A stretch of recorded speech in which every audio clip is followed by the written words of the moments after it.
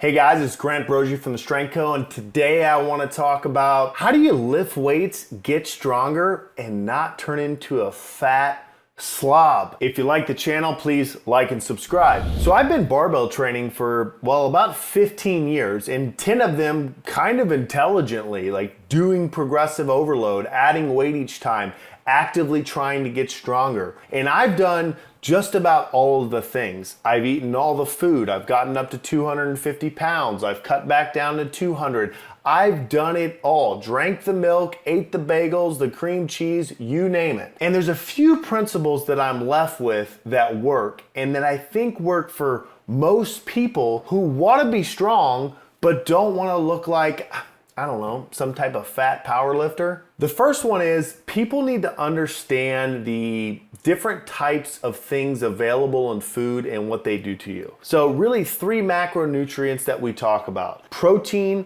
carbohydrates, and fat. And all of them are generally found in most foods. And there's nothing particularly wrong with any of them. But what I want you to understand is if you're strength training with a goal of progressive overload, there's 2 sources you're gonna use as energy systems in the gym, and that's protein and carbohydrates. That doesn't mean that fats are bad. It just means that when you're training heavy for strength acquisition, your body is gonna call on 2 things: protein and carbohydrates. So with that in mind, when you think about the types of foods you're going to eat, I always tell people to think about foods that aid in performance. If I'm trying to get stronger for my overall health, well, then I want to eat things that are going to help me to do that, which are proteins and carbohydrates.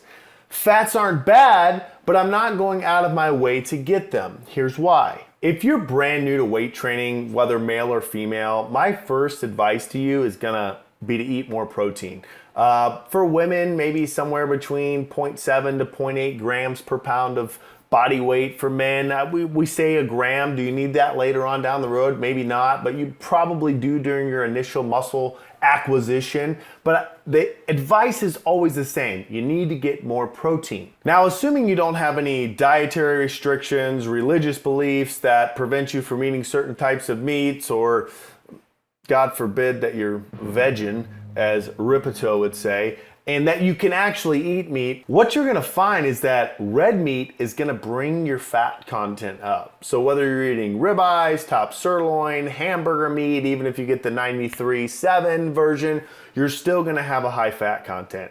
So again, fats are not bad, but if you're training for performance in the weight room, my general recommendation to people is focus on proteins and carbohydrates and don't chase fats. What does that mean?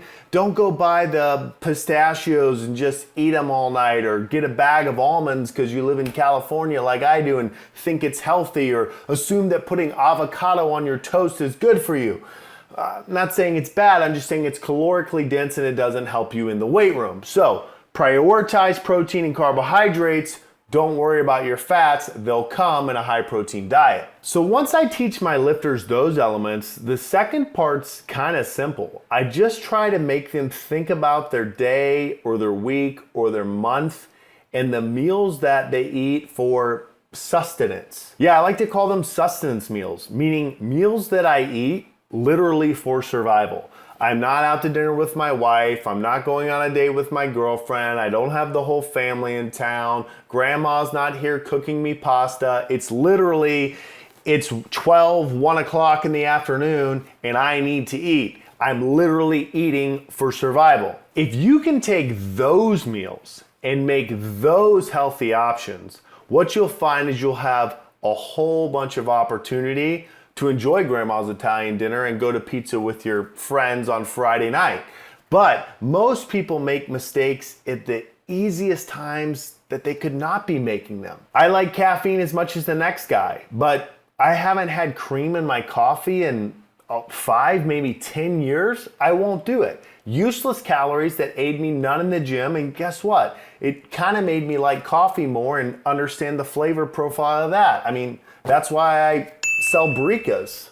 So avoid those, I don't know, dumb calories, cream in the coffee, a caramel macchiato from Starbucks, or lunch. Everyone wants to go get a salad because I work. Well, they go to get a salad and it's covered in olive oil and almonds and avocados and there's no protein on it. And man, you probably would have been better off just buying a cheeseburger. At least you got a little bit of protein instead of just fat and a bunch of extra calories. So in upcoming videos, we're gonna go over specifics of what you should eat, how you can cook, how you can prepare, and how you can be ready to make sure that those sustenance meals are correct. But in short for today, 2 things I want you to know and understand. 1, protein and carbohydrates fuel me in the gym. Fats aren't bad, but I'm not after them. I'm after my protein and carbohydrates to fuel my training, which will lead to physique changes. And 2, I'm not gonna eat dumb stuff when I'm by myself for lunch